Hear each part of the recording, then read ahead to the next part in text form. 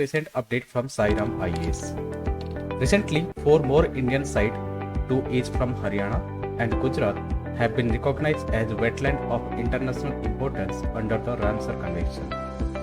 Further, according to recent estimate by Wetland International South Asia, nearly 30% of natural wetland in India have been lost in the last 3 decades.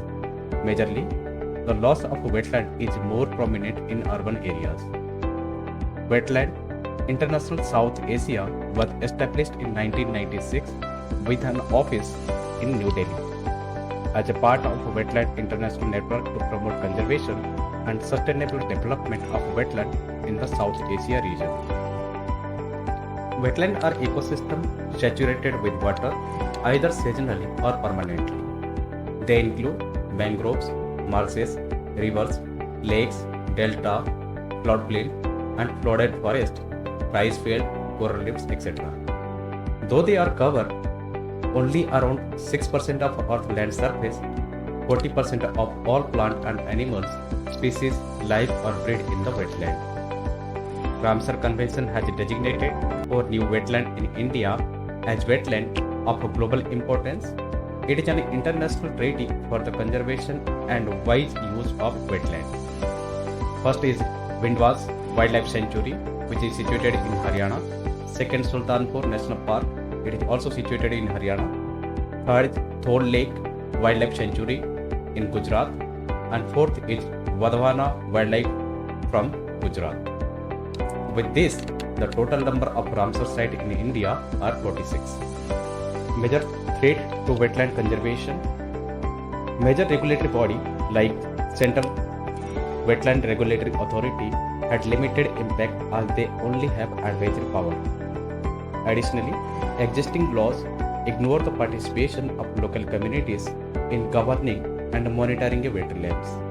Further, cities are unable to cater to the wetland demand due to the policy vacuums as there is no well-defined national urban water policy to guide urban water management.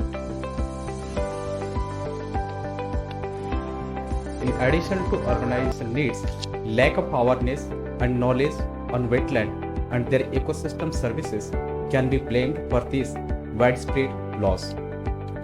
Global Wetland Conservation Initiative like the Ramsar Convention, Montreux Record, World Wetland Day, Cities for Forest Global Campaign, it works closely with cities around the world to connect with forest, emphasize the importance of wetland and their multiple benefits to help combat climate change and protect biodiversity in cities. Conservation efforts by India, National Plan for Conservation of Aquatic Ecosystem, that is NPCA, and Wetland Conservation and Management Rules 2017. ISRO carried out the National Wetland Inventory and Assessment using remote sensing satellites from 2006 to 2011 and mapped around 2 lakh wetlands in India. Way forward, developing synergy with mega urban scheme. Under this, the ecosystem service of wetland need to be highlighted in our development policy, urban planning, and climate change mitigation. In this context, mega urban scheme like Smart City Mission and Atal Mission for Rejuvenation and Urban Transformation need to add the aspect of sustainable management of a wetland. Next, enabling people participation. Under this, the Delhi Development Authority invited people comments on Master Plan Delhi 2041 to protect and develop an integrated network to green and blue assets of Delhi to maintain the biodiversity and microclimate of the capital. The green-blue policy refers to where water bodies and land are interdependent, growing with the help of each other, while offering environmental and social benefit. Similarly,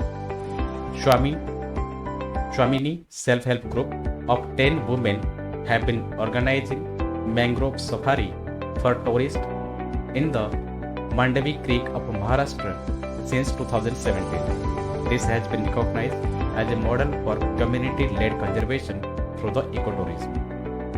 The multiple benefits and services provided by wetlands are essential to achieve the ambitious agenda for building resilient cities to achieve our sustainable development goal, while accommodating for the development and eradicating poverty.